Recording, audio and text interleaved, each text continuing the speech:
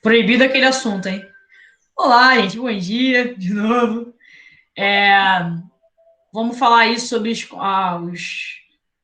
formas de concentração financeira.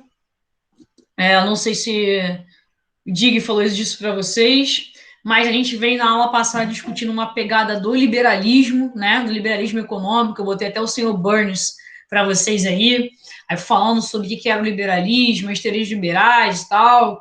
Então, agora a gente vai falar de formas de concorrência desleal. Geralmente, quando eu estou na sala de aula, eu sempre brinco com o Fundamental 2, geralmente, ou até com o primeiro ano do ensino médio, que, né, isso tem muito a ver, até o liberalismo me lembra muito a meritocracia, né? E ela vai dizer, e a meritocracia é diferente de mérito, por exemplo, né? Então, por exemplo, muitas pessoas vão ter o mérito de alcançar objetivos, mas a meritocracia é você afirmar que obrigatoriamente essas pessoas vão ter a mesma chance de concorrência entre elas, né? Entre um aluno que estuda no Santo Inácio, no São Bento, e um aluno que vai estudar numa escola municipal de Paracambi, o estadual de Paracambi, né? Eles não estão em igualdade de acesso à informação, ao estudo, idênticas, né? E aí eu brinco que o liberalismo ele é um pouco assim, porque a gente acaba botando pequena empresa, grande empresa, tudo na mesma coisa, né? Como se essas formas de concorrência fossem leais e fossem iguais. Ou seja, como se o Madeiro fosse resistir a uma crise econômica que a gente está vivendo, que a gente vai viver, da mesma forma que a hamburgueria do seu Zé, aqui embaixo. E aí não, né? A gente sabe que, na verdade, o Madeiro conseguiria ficar aí um ano, talvez, tendo prejuízos econômicos e mesmo assim não fecharia suas portas ou talvez fecharia uma ou duas de suas, sei lá quantas filiais espalhadas pelo mundo. Então, na verdade, o que a gente vai refletir agora nessas formas de concorrência desleais é justamente os mecanismos, né, que essas empresas vão utilizar para que você, consumidor, tenha a sua liberdade restrita, seu acesso às mercadorias de maneira diferenciada restrita. Beleza? Então, a gente vai ter um órgão no Brasil chamado CAD, que é um conselho administrativo que fiscaliza no Brasil as formas de concorrência desleais. E aí vocês vão perceber, né, como que eles vão atuar. Eu vou dar o nome de alguns para vocês. O primeiro que eu vou citar aí para vocês é o dumping. O que é o dumping, né? O dumping vai ser justamente um estabelecimento de um preço muito mais abaixo do que existe no mercado. Então, eu vou citar um exemplo no Brasil, e depois a gente cita um exemplo no mundo, que é muito comum. Vamos supor que nós temos a Coca-Cola como nosso maior refrigerante no mercado, né, brasileiro. E aí a Coca-Cola percebe que aí o Guaraná, vou dar, sei lá, criar um nome qualquer. O Guaraná Luiz, eu olhei o nome da Mariana aí e falei Luiz. O Guaraná Luiz, ele chegou e ele está conquistando vários mercados. Né? Em Itaguaí, a galera consome muito Guaraná Luiz. Em Seropédica, a galera tem consumido muito, né? E você vai ver que a Coca-Cola tem perdido um pouco do espaço, né? E aí, seja vendendo Quat, ou qualquer outro produto, porque o Guaraná Luiz é mais acessível, né? Tem umas promoções legais, e você acumula pontos para trocar por não sei o quê. E é realmente muito gostoso, vocês gostam do Guaraná Luiz, ponto. O que a Coca faz? Faz uma política de redução de preços. Ah, Lívia, mas a empresa dela ela faz o que ela quiser. Ok. Só que quando essa estratégia é feita por um tempo determinado, em um lugar específico, geralmente ela é feita para poder quebrar outra empresa. Então, vamos lá, eu tenho uma Coca que custa a latinha R$ 4 e esse outro Guaraná custa 3. E aí a Coca joga 3. Na verdade, a Coca joga 2,50 em todo o território, por um período específico. Qual é o objetivo da Coca com essa política? Muitas vezes é quebrar uma pequena empresa que está concorrendo com ela no mercado internacional, ou nacional, ou estadual, ou municipal. Quando eu vou configurar o comércio internacional, como é que isso acontece? Muitas vezes um produto chega no mercado Vamos pensar a Europa. A Europa tem muitos subsídios agrícolas do Estado. O Estado investe muitos subsídios. E aí, às vezes, um produto europeu pode chegar muito barato. E aí, esse produto chega muito barato no mercado que o Brasil domina, né? Venda de soja para a China. Aí chega a União Europeia com uma política de subsídios muito grande, produz soja e vende soja para a China. E aí essa soja da União Europeia vai acabar sendo mais barata e o Brasil vai deixar de vender soja para a China. Beleza? Mas isso, na verdade, não é uma política liberal. Primeiro, teve subsídio, ou seja, não é liberal. Segundo, é uma estratégia dentro do liberalismo de concorrência desleal. É visando quebrar, geralmente, ou um país emergente, ou um país subdesenvolvido, ou, como eu citei o caso, uma empresa mais fraca. Beleza? Então, são estratégias muito difíceis até de serem fiscalizadas. O CAD tem uma dificuldade muito grande de identificar o dumping, né? Porque identificar uma política de redução de preços propositais não é tão fácil como parece. Agora, é uma estratégia muito comum, principalmente praticada pelas grandes empresas. E aí, quem é diretamente atingido por isso? Vocês, consumidores. Porque se o Guaraná Luiz quebra, se o Guaraná Patrick quebra, se o Guaraná M quebra, se o Guaraná Sabrina quebra, todos esses Guaranás quebram, você vai chegar no mercado e você só vai ter a possibilidade de comprar o quê? A Coca. E aí, cadê o livre comércio? Cadê a disponibilidade, né? De várias mercadorias para você escolher o melhor preço e o melhor produto de acordo com o que você acredita que seja. E aí, muitas vezes, o que acontece é que as políticas de dumping elas reduzem essas práticas de concorrências leais. Ok? No Brasil acontece muito dumping, mas como eu disse, o dumping é super difícil de ser fiscalizado. Até no, por exemplo, lembra quando eu falei da OMC, Organização Mundial do Comércio, que é o órgão que vai fiscalizar o comércio a nível internacional, a OMC teria a função de fiscalizar isso a nível internacional. E aí, até a própria MC é difícil fiscalizar essa política de subsídios, essas medidas protecionistas, essas ocupações de mercados dominados pelos países emergentes, em que outros países vão acabar chegando com produto mais barato. Beleza?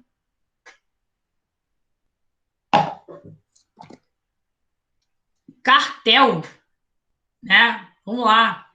O que é o cartel? O cartel vai ser uma união secreta, eu botei entre aspas secreta, de empresas dos mesmos ramos tecnológicos, de negócios, desculpa, que estabelecem entre si acordos para fixar o mesmo preço para produtos. Resumindo, o que vai ser o cartel? São várias empresas e elas vão acordar entre si uma política, beleza, que vai estabelecer um preço específico numa mercadoria. Então, eu vou ter, que é muito comum no Brasil, postos de gasolinas.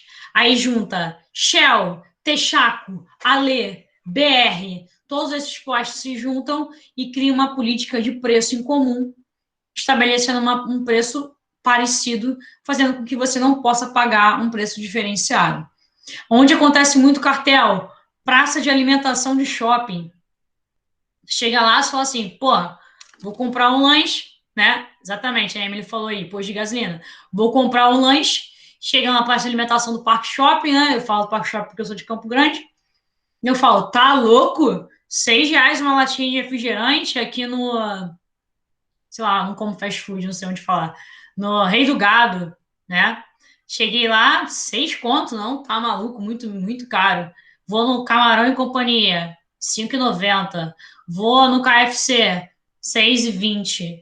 Vou no, sei lá, na Pizza Hut, 5,80. E aí você vê que essa margem de variação de preço é mínima. E aí você fala, nossa, que coincidência. Mentira, né? Não tem a ver com coincidência. O que acontece nesse caso é uma política de controle de preços, fazendo com que você pague o preço estabelecido por eles. Porque você não vai pegar o seu carrinho, sair da praça de alimentação e comprar um refrigerante lá fora. Então, se você quiser beber o refrigerante, você vai comprar ali. É o que eu brinco justamente onde tem aqui onde eu moro, no Rio da Prata, né? Lembra, Brian, aquele lugarzinho cheio de bares que a gente já foi, que na verdade tem mais de 10 bares assim, e lá tem uma política de cartel, claro. né, em cima do preço da cerveja, em cima do preço do pastel, entre outras coisas. Quando você vai olhar o cardápio desses bares, desses restaurantes, é um cardápio muito parecido, né, com uma política de preços muito igual. Então, uma cerveja, né, vai ser R$ 9 uma, na outra vai ser 9,20, na outra vai ser 8,90 e assim. E aí chegou um bar lá que quebrou esse cartel. Né, que aqui em Campo Grande já tem uma outra relação, né, que é uma questão cartel-milícia ainda, que é uma coisa muito louca, né, assim como os postos de gasolina. Mas chegou um bar e quebrou o cartel. E aí botou a cerveja R$ 6. Brother, isso aí gerou vários problemas, né? Ninguém lá fala com esse bar sofre várias políticas de. O bar amanheceu pichado de manhã, e aí não tem segurança pro bar, porque ele quebrou um cartel, né, de estabelecimento de preços. É muito comum no Brasil, por exemplo, isso aconteceu no Brasil com vitaminas. Várias empresas de vitaminas no Brasil cobravam um preço exorbitante por uma vitamina C, não é? Vitamina D, qual era a vitamina? E aí uma empresa chinesa produzia uma vitamina a um preço muito mais barato.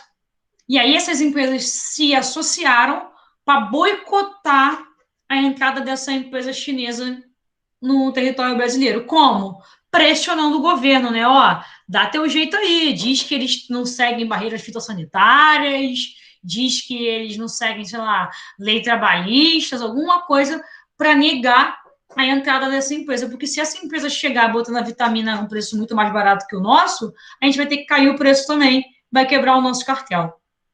E aí uma dúvida que surge muitas vezes, os alunos sempre me perguntam, o trem, né? O comércio do trem é um cartel? O que vocês acham? Que ele começa, porque vocês sabem que o trem tem uma política de preços, né? O Kit Kat é 2. Vai vender o Kit Kat a 2,50 para tu ver? Não pode. Vai vender a água é 2, vende a água 1 para tu ver? Não pode, né? A seda é 2, né? Vai vender a seda R$ 1 também? Não pode. Então, você tem uma política de controle de preços estabelecidos e pré-estabelecidos entre essa galera que é muito grande. Vocês acham que o trem é um cartel? É o quê? Que eu falei do preço da seda? Cara, é porque é verdade. É verdade, a galera vende. É a CD é 2, o isqueiro é 1, Kit Kat é 2, água é 2, água com gás é 2,50. Eu sei todos os valores que você possa imaginar de tudo.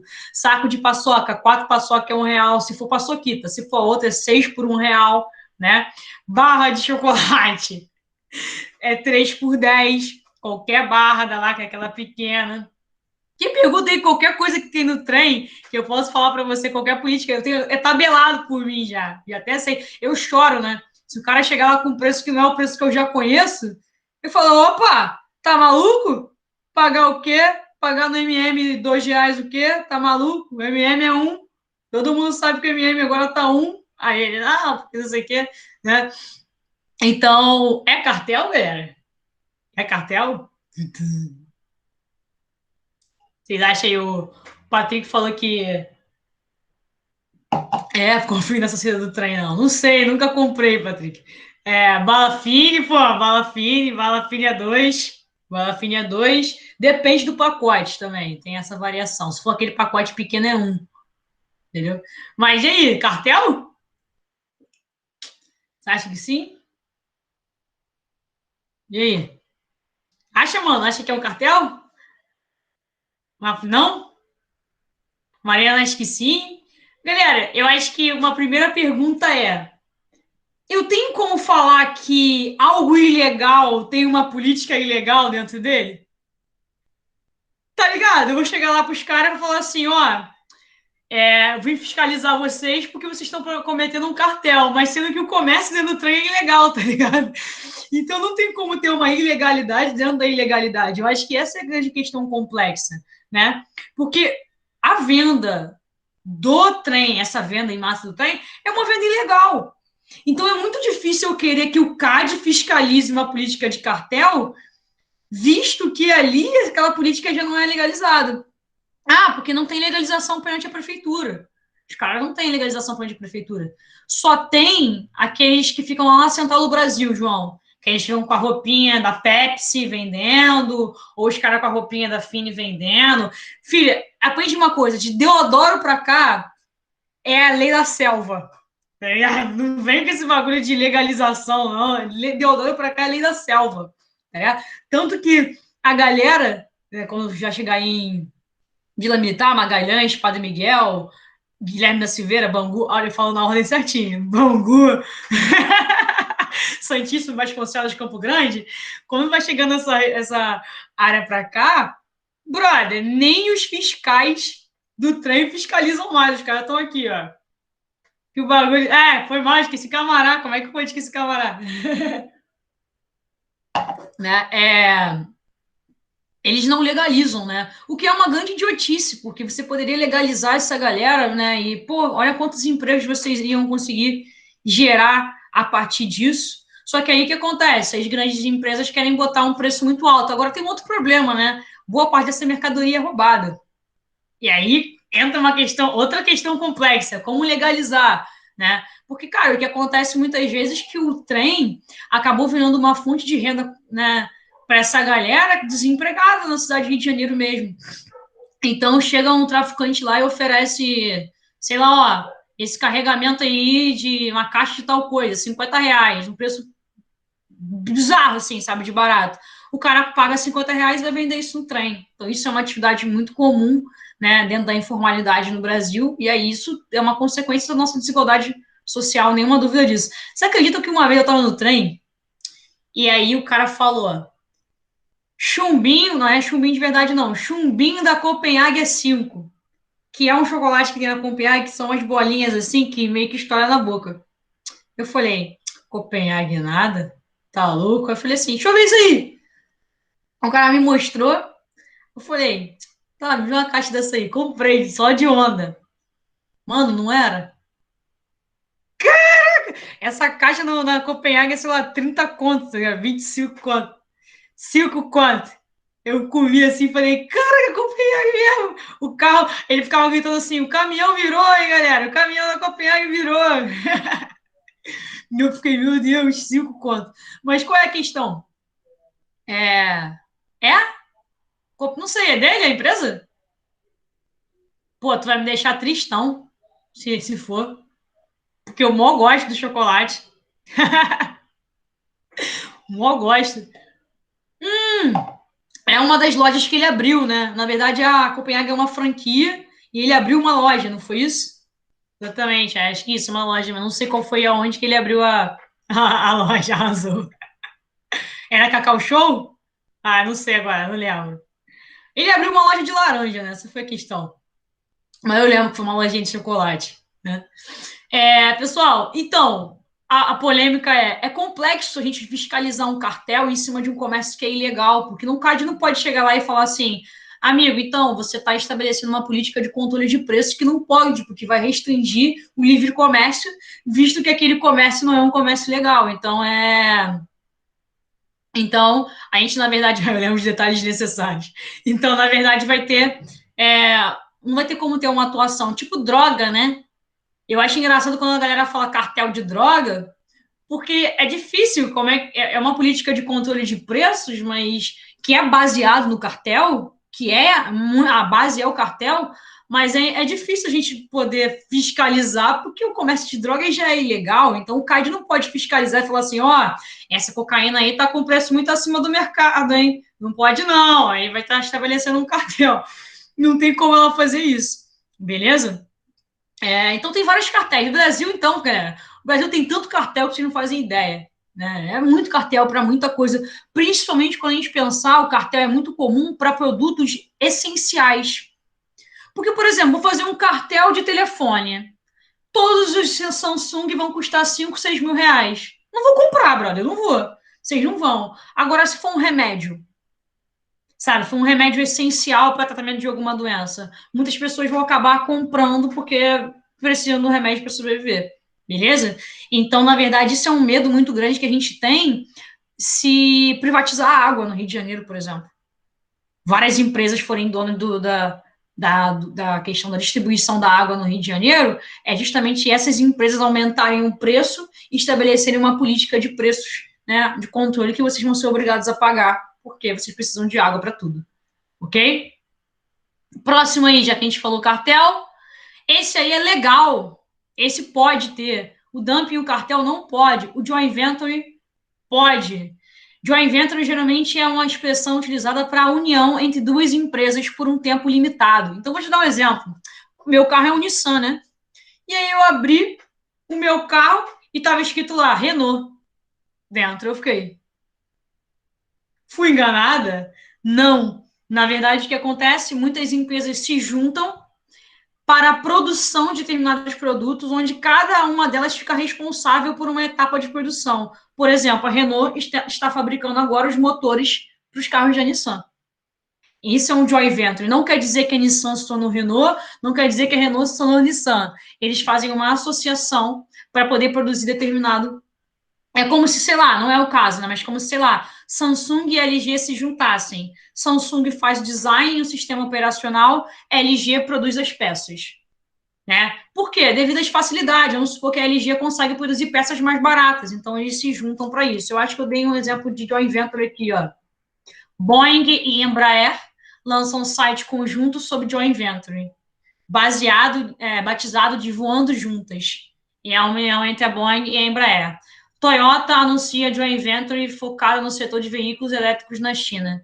Nova empresa se chama BYD Toyota e é V Technologies CO e tem início operacional previsto para mais de 2020.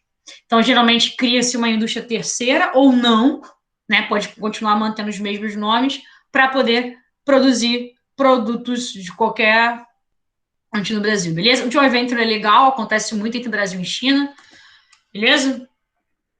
Vamos lá.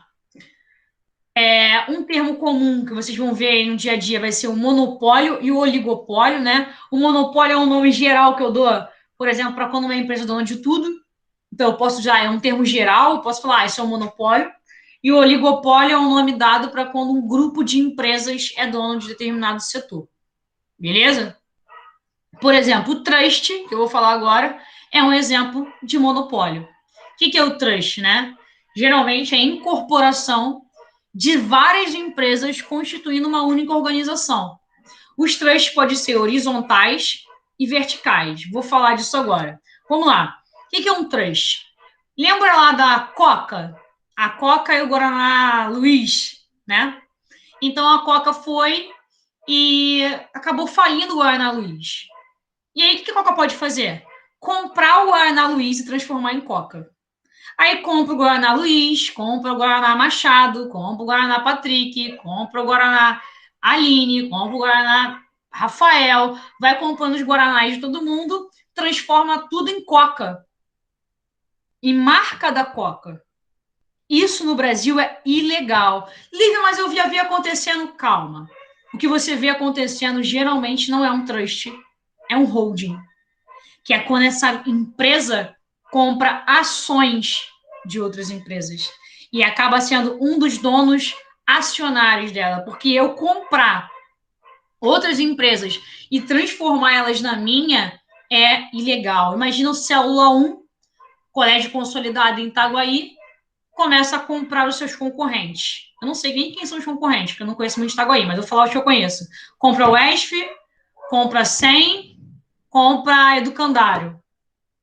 Compra esses colégios e transforma esses colégios em célula 1. Célula 1 com uma nota 100 do lado, para poder mostrar, né, que é a origem do 100. Célula 1, não sei o que, com educação. Célula 1 com, né, e aí ele vai criando logomarcas, mas é tudo célula 1. Isso é ilegal. Porque a Mariana tem um direito de querer não se matricular no colégio célula 1. É um direito dela de consumidor. Livre comércio não está, né, no monopólio. E aí, quando eu tenho só essa oferta de serviços ali, eu acabo restringindo, né, isso. Vamos supor que só tenha venda de coca. Mano, Coca-Cola, tá? É um direito meu de consumidor de não querer beber coca. Mas por quê? Porque, sei lá, porque eu não gosto de refrigerante com gás com rótulo vermelho. Não gosto, é um direito meu, não gosto de rótulo vermelho, não quero consumir. Beleza? O que seria o exemplo da Coca que comprou o Converse porque estavam trocando All Star por eles? Cara, geralmente, é muito difícil eu te dizer, porque para dizer o que era, precisa de um estudo de caso, vai ter que ter um julgamento por um juiz, e ele vai dizer realmente se foi um caso de trust, se não foi, né? É complexo eu te dizer, porque essa parte de direito econômico é muito complexa, mas o que geralmente acontece, Emily, é que uma empresa como a Coca compra as ações de outras empresas ou o direito de produzir esta marca. Exemplo, Ambev. Ambev poderia ser um dos maiores trusts da história, né? Só que a Ambev não é dona de muitas marcas.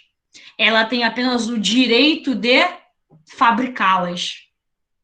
Então, várias marcas da Ambev, que são produção da Ambev, apenas é o direito da Ambev de seguir uma linha de produção e fabricá-las. E isso é legal, isso pode. Uma outra coisa que acontece, como eu disse, é comprar ações. Então, vamos supor, eu sou a Coca. Eu chego lá e compro 49% das ações da All Star. A All Star continua sendo All Star. E eu sou o dono, majoritário. Por que majoritário? Porque eu tenho 49% das ações, mas as outras 51% é distribuído entre 20 e 30 empresas, 40 pessoas, beleza? Mas aí eu estabeleço, eu deixo a marca All Star. Eu não transformo ela em marca Coca-Cola, sabe? Isso no Brasil é legal. Isso no Brasil é legal. Por isso que a gente vai ver isso aqui, ó. Olha a merda. Coca, Kraft, Nestlé, P&G, PepsiCo, Johnson Johnson, Unilever, Mars e essa outra que eu não sei o que é, dominam todo o mercado. Aí eu tô falando para vocês que tem praticamente 90% das marcas que a gente conhece. E que quem são donos são essas grandes empresas. Então, vamos pensar. Você está comprando você está comprando aí o. Vamos usar um exemplo. Deixa eu ver aqui, está muito pequeno para eu enxergar, mas tá, PepsiCo. Você vai comprar aveia Quaker, você está comprando um produto da PepsiCo. Você vai comprar Pepsi, você é PepsiCo. Você vai comprar leite, você é PepsiCo. Então você está sempre preso no monopólio. Bom dia, Helena! Tá sem áudio, eu acho. Oi, tudo bom? Oi, tudo bem? Saudade. Aí eu tinha acabado de te mandar mensagem no privado perguntando da aula do terceiro. Aí depois eu falei, vou bem olhar no grupo do pré-vestibular. Aí tinha. Aí eu Como é que super você tá? ocupada. Tudo bem? A gente Eu tô está bem. falando A gente está falando sobre monopólios, oligopólios e como que a gente finge, parece que a gente está consumindo várias marcas no mercado, mas na verdade são as mesmas empresas donas de tudo. Ah, eu adoro essa aula. Vou assistir enquanto eu trabalho. Tá bom, vou continuar falando aqui. Então, olha só, nós temos Nestlé, Kraft, Coca-Cola. Aí vocês vão pensar, galera, isso aí é um livre comércio? Aquele liberalismo que a gente falou aqui, ó, como a representação máxima do liberalismo, com o senhor Burns, que a gente mostrou aí, que a gente disse, ó, práticas de livre concorrência, privatização, a mão invisível do mercado, você vai conseguir ter acesso a um melhor produto, a um menor preço. Será que isso é real quando a gente olha imagens como essas e a gente vê, por exemplo, que poucas empresas dominam todo o mercado? Então é complexo, né? Isso, na verdade, se configuraria como um trust? Não. O que é permitido na legislação é o holding. Então, na verdade, a Nestlé é acionária dona de muitas marcas. A P&G é acionária dona de muitas marcas. Johnson Johnson, a mesma coisa. Unilever, a mesma coisa. Mas, na verdade, isso configura como um oligopólio, né? A gente está vendo aí que só essas marcas dominam o mercado. Beleza? Respondi sua pergunta, Emily. É complexo eu dizer caso a caso, porque, como eu disse, só a legislação, né, só na verdade um julgamento jurídico é ótimo, só na verdade é, uma ação jurídica depois de transitado e julgado mesmo por um juiz, literalmente, de fato falando, que vai conseguir dizer para a gente se na verdade é um holding, se é um cartel, se é um trust, alguma coisa do tipo. Beleza? E aí vamos ver outros exemplos que eu vou dar para vocês. O trust ele pode ser horizontal, como eu disse, né? Exemplo de novo, só para a Helena pegar aí. A empresa Helena surge em Itaguaí como uma empresa de grande relevância no mercado de aulas online, né? Então, a empresa Helena começa a fazer várias aulas online e tudo mais.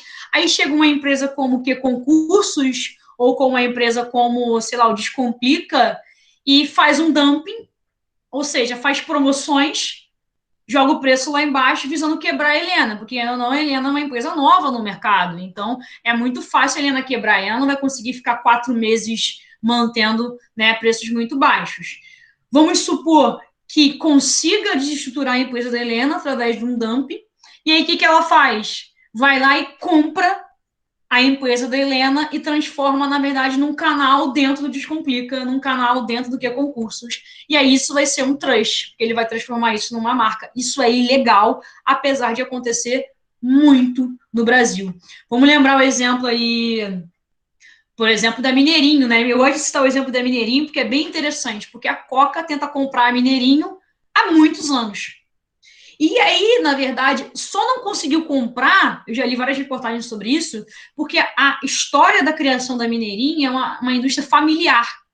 Então, quem administra até hoje a Mineirinho, na verdade, não é o pai que deixou para o filho, os filhos administram e tudo mais. A Coca tentou comprar, não conseguiu por isso, e tentou falir também, diminuindo os preços. Só que por que não conseguiu? Porque é uma coisa bem interessante, o cara que consome o Mineirinho não consome nenhum outro refrigerante. Então não adianta você botar a Coca a R$ 2 e o Mineirinho continuar custando 5, porque o cara que consome Mineirinho, ele vai consumir Mineirinho, né? Porque, na verdade, ele gosta do sabor do refrigerante, meu avô.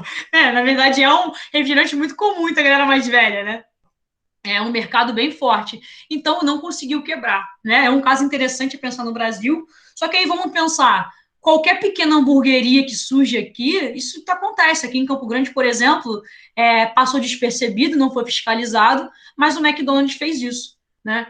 O McDonald's criou promoções especiais só naquele McDonald's, que é muito complexo, né?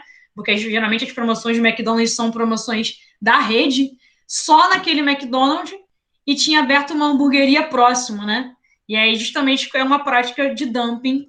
Não pro, aí não vai virar um trust, né? Porque o McDonald's não vai comprar essa hamburgueria.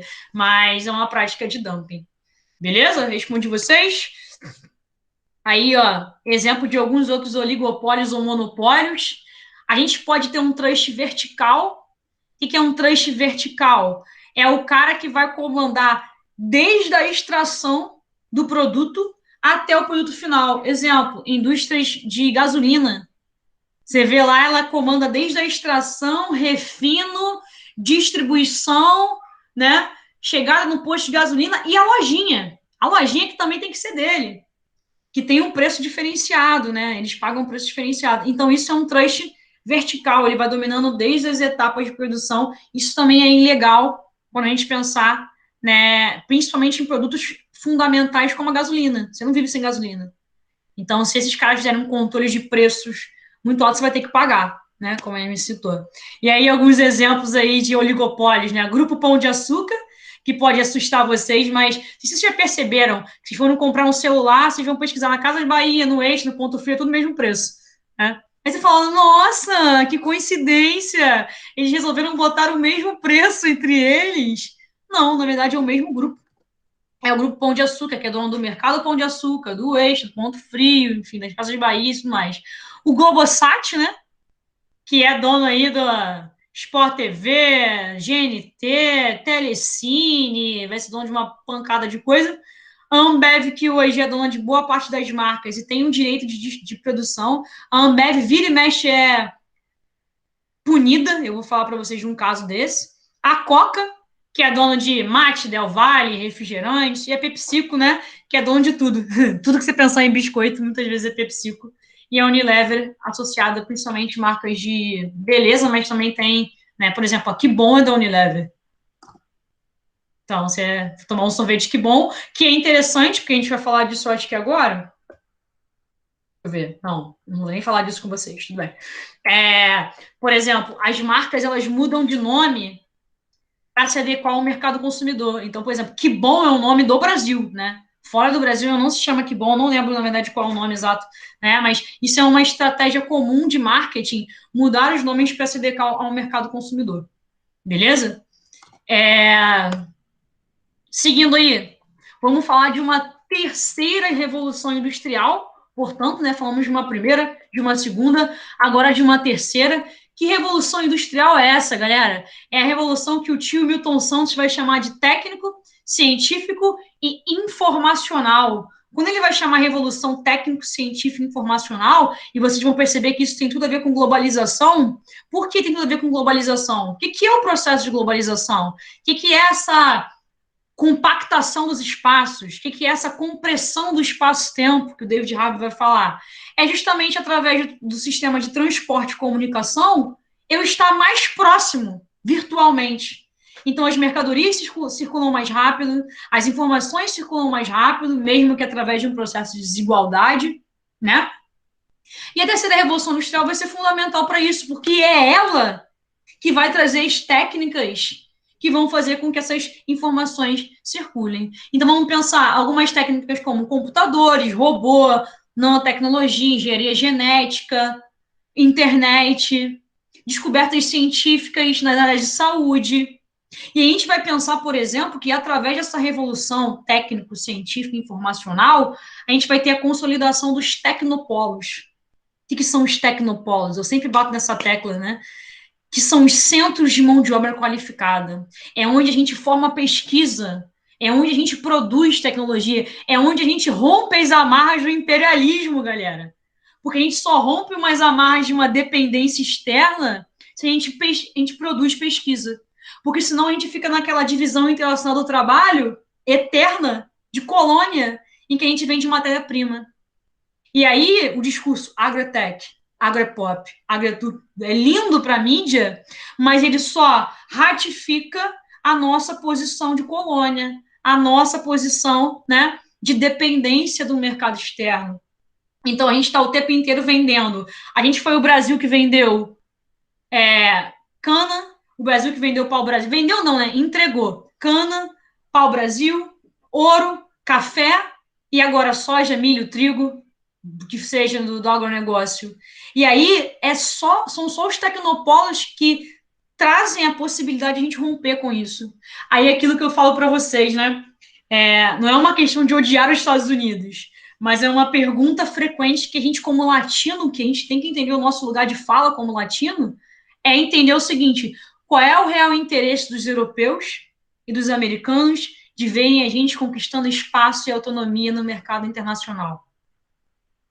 Porque eu garanto para vocês que as nossas universidades públicas já fazem tanto com baixo investimento, já são tecnopolos maravilhosos com baixo investimento. A Fiocruz, a UFSCar, a USP, o INPE, são tecnopolos maravilhosos com baixíssimo investimento, né? E imagina se a gente não tivesse um sucateamento do processo educacional no Brasil.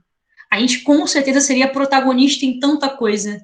Aí fica a pergunta, mas qual é o interesse da gente romper essas amarras e conquistar no cenário internacional, né, um espaço como país desenvolvido e não mais como um país emergente, sempre em desenvolvimento. E aí, historicamente, toda vez que a gente tem alcançado índices de desenvolvimento maior, fortalecimento dos nossos tecnopolos, a gente toma golpes, né? A gente não, a América Latina toma golpes. Sabe que eu tava preparando uma aula para outro colégio que eu trabalho sobre geopolítica do petróleo. E eu peguei um estudo de Harvard que aponta que os Estados Unidos interviu nos países da América Latina desde 1890 até 1994, 41 vezes, de maneira física, concreta.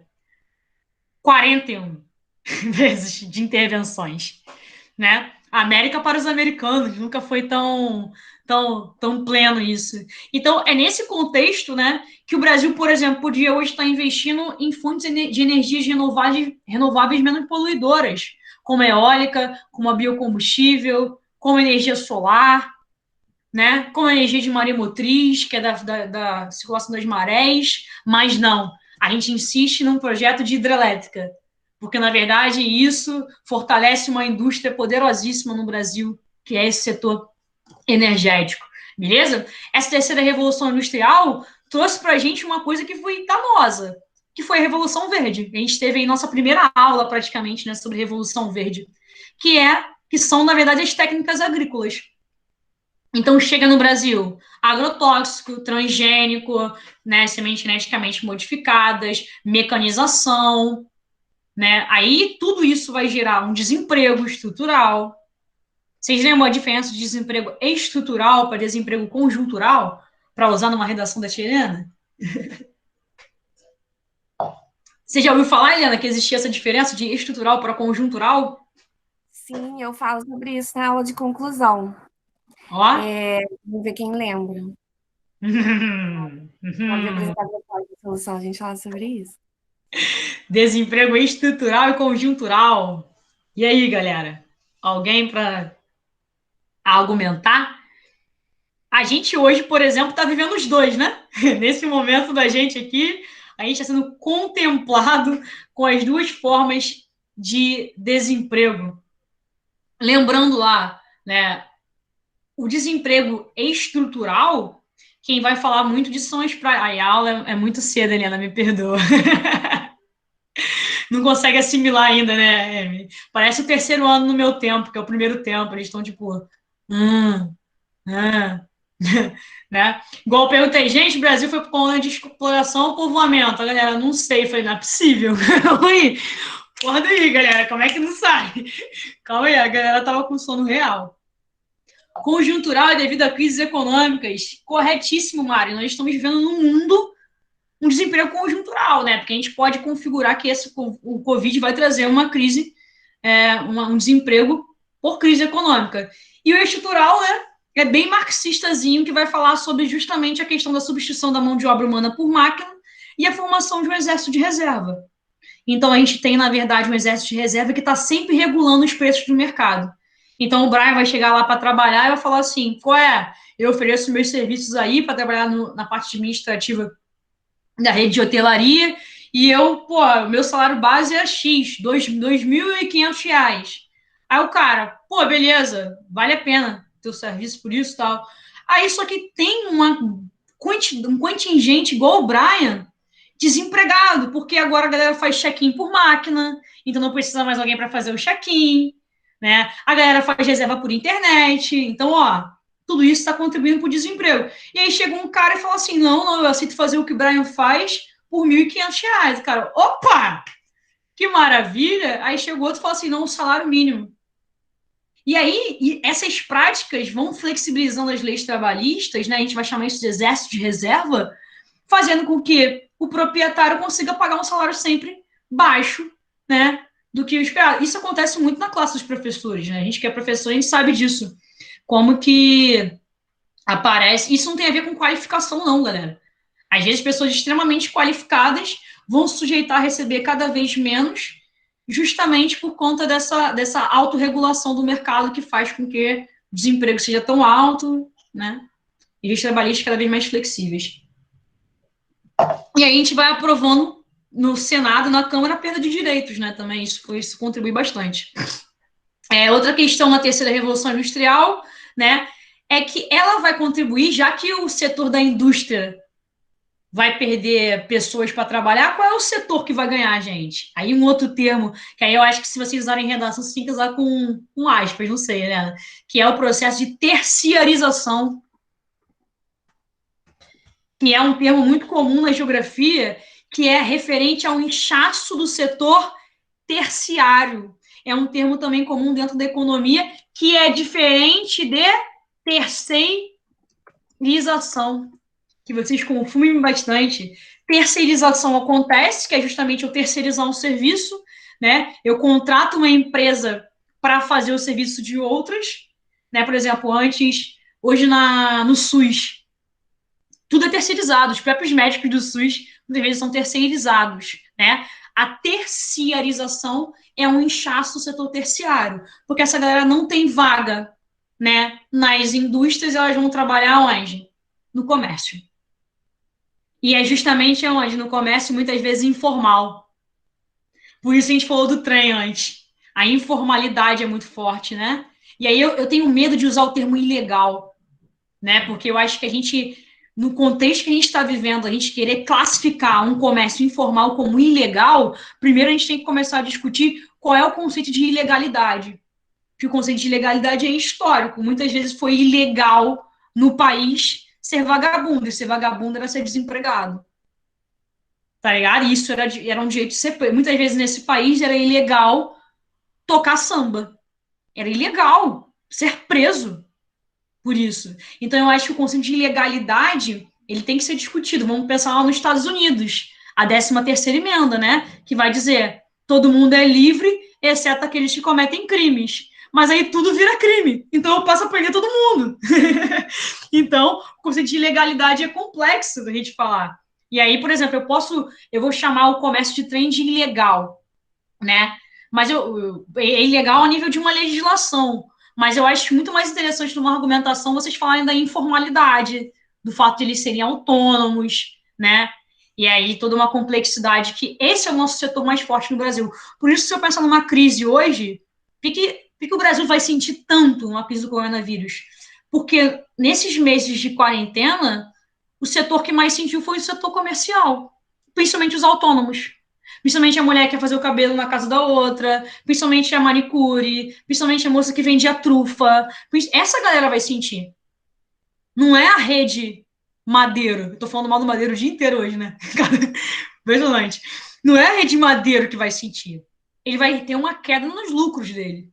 Mas agora. E aí é uma outra discussão que a gente vai entrar bem complexa, que eu até entrei isso com o terceiro ano, que essas pessoas não tiveram a possibilidade de estar em casa e eu vejo pelos espaços da favela que eu estudo. Como é que você diz a um cara que está saindo para trabalhar da mesma forma, porque ele precisa vender trufa, que quando ele chegar em casa ele tem que ficar quarentenado, ele não pode tomar uma cerveja na porta de casa dele. Sendo que, se você olhar, as próprias entidades políticas não seguiram as instruções dadas pela OMC. Isso é muito complexo. Isso não tem a ver nem sequer com consenso social, não.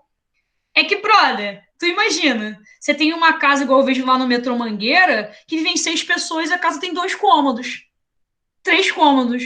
Aí você diz, você tem que chegar do trabalho depois de pegar um trem lotado, um metrô lotado, as pessoas não estão de máscara, o seu patrão te obrigou a trabalhar mesmo assim, você tem que chegar em casa depois disso, tomar um banho e ficar isolado da sua família. Hahaha, né? Isolado da família numa casa de 2 cômodos.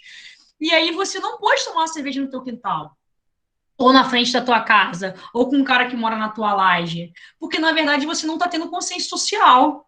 Isso, tá, entendi. A polícia invade a porta da minha casa mesmo durante uma pandemia. Mesmo durante uma pandemia, não sei se vocês sabem que eu pesquiso o metrô Mangueira, né? Removeram casas do metrô Mangueira. Durante uma pandemia, houve um processo de remoção. Chegaram lá com tratores e quebraram as casas. Por que a gente não viu isso? Porque é um momento muito oportuno para isso, porque todo mundo está falando de coronavírus, ninguém está falando de aprovação de lei ambiental na Amazônia mais flexível, ninguém está falando de remoções, e aconteceu. Aí você diz o que esse cara? Poxa, falta você consciência social.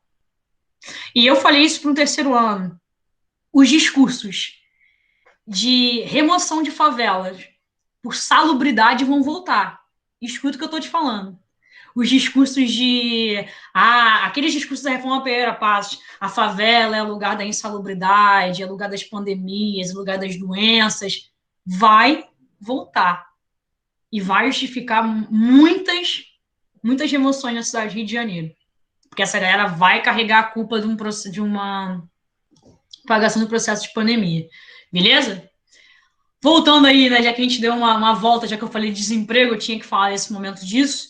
A diferença aí, né, clara pra gente, o nosso Fordismo e o nosso pós-Fordismo, né? Aí eu botei o Fordismo concentra e o pós-Fordismo desconcentra, terceiriza, fragmenta. O pós-Fordismo é aquela teoria dentro de uma terceira revolução industrial que não vai mais ter as zonas industriais. Agora eu mando a minha indústria para onde é mais barato produzir. E onde é mais barato produzir? Onde é mais vantajoso? Tigres asiáticos, lembram quais são?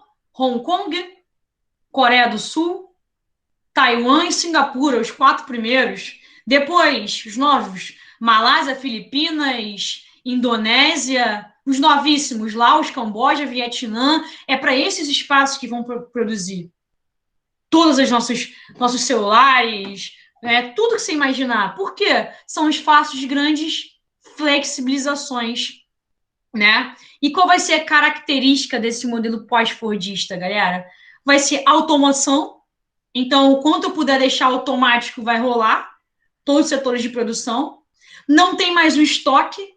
Então, aquele discurso do Fordismo, você pode ter o carro que você quiser, contanto que seja um Ford T preto. Acabou. Você pode agora abrir o site da Chevrolet e montar o carro que você quiser, literalmente. Você pode montar um carro amarelo com aro tal e com banco de couro e com não sei o que, você vai montando e depois o cara faz um carro para você. Esse é o just in time. Eu ia usar o copo como exemplo, mas é o copo do Fluminense e o Brian vai me gastar e eu vou mandar ele a merda, então não vou falar isso. Mas, por exemplo, essa caixinha aqui é uma caixinha de som verde e amarela, sei lá qual é a cor disso aqui, com uns traços bem estranhos. É uma caixinha típica do modelo pós-fordista.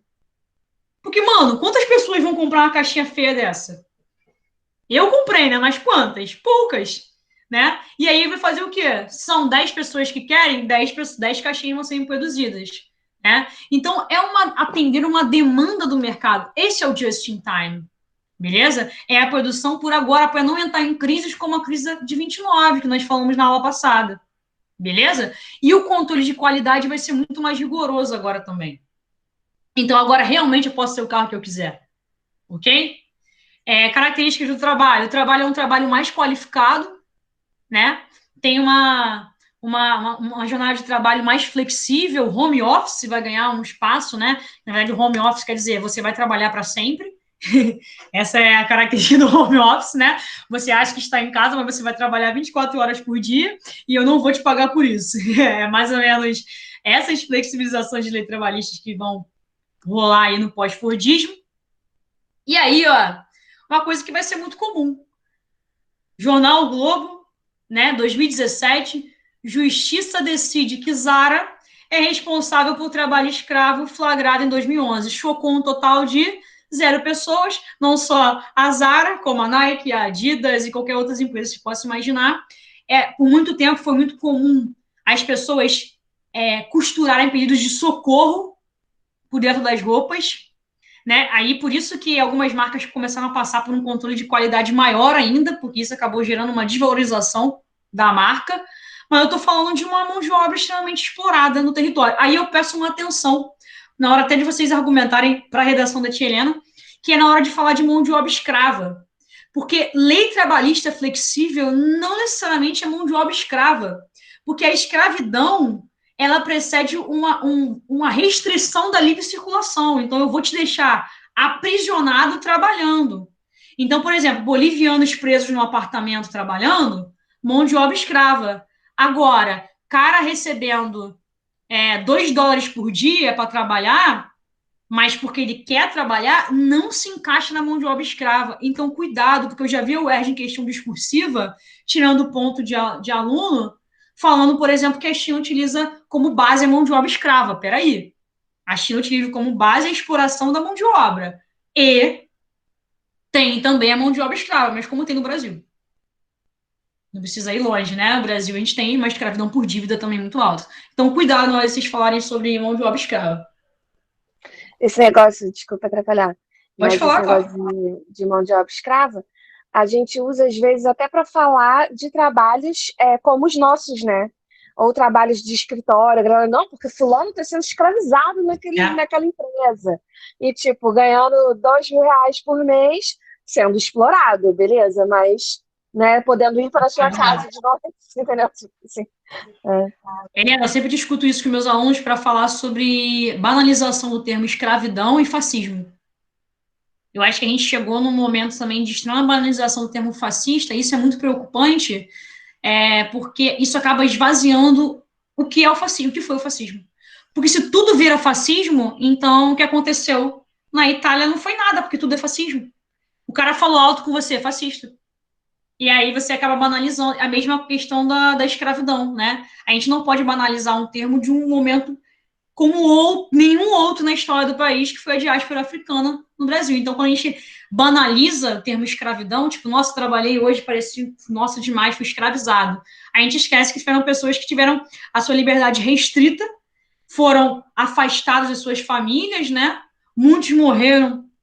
A do Banzo, por exemplo, né, justamente por essa ruptura, a gente esquece disso para falar que, então, é um cuidado importante. A UERJ fala bastante sobre isso. Então, fiquem atentos. Né? Eu estou passando alguns slides porque alguns são meio repetitivos para vocês. Tecnopausa eu falei. E aí, ó, os Estados Unidos, por exemplo, vai ser o centro desses tecnopolos. É lá, por exemplo, que vai ter o centro de pesquisa da Nokia, o centro de pesquisa da Dell, da WhatsApp, da HP, da Google, de todas essas empresas que vocês conhecem, de grandes tecnologia, elas vão estar concentradas numa região nos Estados Unidos chamada Vale do Silício, que é ali no sudoeste dos Estados Unidos, beleza? Califórnia, ali na região de Los Angeles, tal. Galera, ali tá a produção tecnológica, mas a montagem dos produtos não está acontecendo ali. E aí eu lembro um discurso do Trump, né? Assim que ele foi eleito, que ele falou: a China não é nossa aliada. A China há muitos anos vem roubando nossos empregos. O que ele quis dizer com isso? Que as fábricas, né, norte-americanas não estão mais no território norte-americano. Estão nos países asiáticos, na China, na fronteira com o México, justamente para poder explorar cada vez mais a mão de obra, para aumentar a mais-valia, para aumentar o lucro, né? Então tem aquele documentário do Milton Santos sobre globalização, né, que alguns já devem ter assistido aí, por uma outra globalização, ele fala o mundo visto do lado de cá e tudo mais, que ele começa a falar, tem uma das cenas que ela mostra quanto que cada trabalhador ganha para fazer um casaco de marca de tal. Então, um casaco custa $300. Quanto que o trabalhador ganha para fazer aquele casaco, né? $5. Todo o resto é mais-valia. Todo o resto é o lucro do proprietário em cima da exploração da mão de obra. E lembra aquela chargezinha que a gente utilizou, né? E aí, ó, temos também o Vale do Silício num país emergente, que é o Vale do Silício indiano, em Bangalore, né, que hoje é um centro de pesquisa tecnológica. Quem não sabe, hoje a Índia é uma das referências em softwares, em hardwares para computador e também em produção de remédios, medicamentos, né? A Índia é uma grande pesquisadora. Então, nós temos outro Vale do Silício. E aí, galera, essas áreas que acabaram sendo abandonadas, por quê? As indústrias estavam lá nos Estados Unidos, estavam lá no Manufacturing Belt, né? Cidades como Detroit, Pittsburgh, Chicago, né? Essas cidades, elas vão ser cidades que as indústrias vão meter o pé, vão embora. Elas vão para o México, elas vão para a Ásia, e isso vai gerar um processo de desvalorização desses espaços. Vocês já ouviram falar aí do Rust Belt? Aí a imagem para vocês. Cidades arrasadas. Rust Belt, referindo a cinturão de ferrugem, né? Cidades hoje que, as indústrias foram embora, então houve uma desvalorização absurda do valor dos terrenos, dos investimentos do Estado. Por consequência, nos Estados Unidos, são cidades hoje que moram a maior parte da população negra. Tinha noção, né? Essa desigualdade social nos Estados Unidos, mais do que nunca, é racial, assim como no Brasil, né? Então, esses bairros que são bairros desvalorizados vão ser bairros, né, de pobreza, de baixos investimentos do Estado, e os chamados hoje de Rust Belt. São bairros, por exemplo, que se vocês olharem em alguns sites norte-americanos, eles mostram que são os bairros que têm mais ações opressivas da polícia. Né? Não é à toa que são os bairros que têm a predominância da população negra nesses espaços. E aí esse Rust Belt justamente vai ser, né, hoje tudo desvalorizou nessa área. Então o comércio foi embora, a população mais jovem foi embora, porque não vai ficar numa área onde não tem emprego, onde não tem acesso à escola, beleza? E aí, em muitos espaços isso aconteceu, né? A gente chama isso de deseconomia de aglomeração. A geografia tem uns nomes muito loucos, né? Deseconomia de aglomeração, que é justamente essa desconcentração industrial. Essa indústria tem ido para vários lugares. Algumas cidades lidaram muito bem com isso, como Nova York. Nova York era uma cidade portuária. E quando a indústria sai de Nova York não passa por um processo de declínio, né? Aí, por exemplo, essa foto que tá, não sei quem reconheceu, é o Tate Modern, em Londres, que era uma fábrica que hoje virou uma das maiores galerias de artes de Londres, né? A mais visitada, se não me engano, de Londres vai ser esse Tate Modern. E aí, olha, o espaço geográfico mudando a sua forma, alterando a sua função, né? Olha o capital investindo nesse espaço de uma outra maneira. E acontece a mesma coisa aí em Paris, né? E também em Nova York, na região litorânea de Nova York, na região do Pier, né? Hoje é uma das regiões mais valorizadas, porque houve investimento de capital, mas cidades como, né, Detroit estão abandonadas assim como aparece no Brust Belt. Já caminhando para o encerramento da nossa aula aí, esses espaços que vão receber indústria são aí a Coreia do Sul, Taiwan, Hong Kong e Singapura, que vão ser os tigres asiáticos, que vão oferecer incentivos fiscais, mão de obra barata, disciplinada, qualificada, organização trabalhista mais frágil, uma estrutura moderna, que eu acho interessante nesses países. Hoje são os países os maiores IDHs do mundo.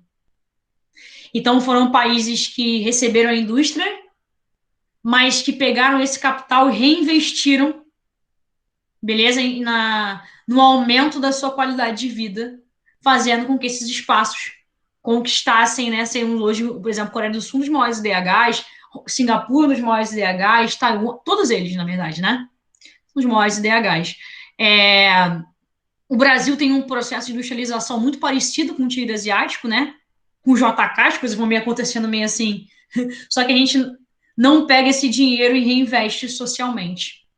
É óbvio, né? Eu não estou deixando de lado a complexidade da diferença entre o Brasil e esses países, né? O Brasil é um país de extensão territorial muito maior. Então, resolver desigualdade no Brasil é muito mais difícil que resolver desigualdade em Singapura. É óbvio. Mas a gente teve problemas associados a isso, principalmente, né? Porque os Estados Unidos não deixou a gente conquistar, talvez, a nossa autonomia econômica. Galera, eu vou encerrar aqui para a gente não entrar em outra parte. Indico um livro para vocês aí, galera que gosta de ler, galera que quer história, geografia, economia, ciências sociais, filosofia, o que seja. Esse livro do Caio Prado Júnior, que é chamado História Econômica do Brasil. É um livro extremamente... Vou indicar vários livros hoje, tá? É um livro muito conteudista, então ele vai falando dos ciclos econômicos, da estrutura do Brasil nesses momentos e tal.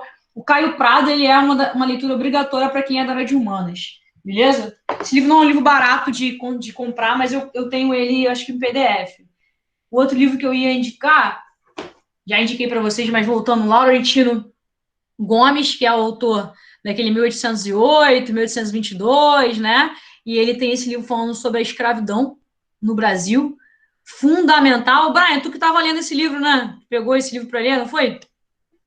Da escravidão e tal? Minha mãe comprou. Bravo, bravo, bravo. E por último, calma aí. Deixa eu ver se ele tá aqui. Opa, esse. Esses dois aqui. Um é pocket, então é tranquilo. Que é o Veias Abertas da América Latina, do Eduardo Galeano. Livro incrível também, que ele vai falar sobre, né, tudo que a América Latina vai passando, né? E aí lembra aquela imagem, vocês já viram que é uma mão assim, de luta, né? Que é uma imagem até do Oscar Niemeyer, com sangue escorrendo, e esse sangue é a bandeira da América Latina, né? Faz luta na América Latina. E por último também, esse novo livro do Gessé, que é um cara espetacular também. Rafael é fã do Gessé. Rafael, na verdade, é um grande fã do Gessé. E ele é o primeiro cara que faz uma análise política sobre Temer e Bolsonaro para cá. Então, a gente tem uma falta muito grande hoje de leituras sobre esse momento, porque as leituras que a gente tem vão falar muito de outros momentos, geralmente até o momento PT, não vai falar de momentos para cá, e ele já fez um livro, esse livro foi lançado esse ano, em março, ele fez um livro, A Guerra contra o Brasil, nome, né? Então ele fala bastante sobre os Estados Unidos também e tal. Tem algumas críticas à leitura dele, mas é um livro bem interessante. Pois quem quiser alguma coisa, só pedir, eu tenho alguns em PDF e posso mandar para vocês. Chilena quer? Chilena fez cara de interessada no meu livro contra o Brasil. Você é bravo demais. Pessoal, liberar vocês aí. Tamo junto. Se precisarem, você quer? Eu também. Eu mando para você. Eu posso te mandar até uma listagem. Eu tenho meus livros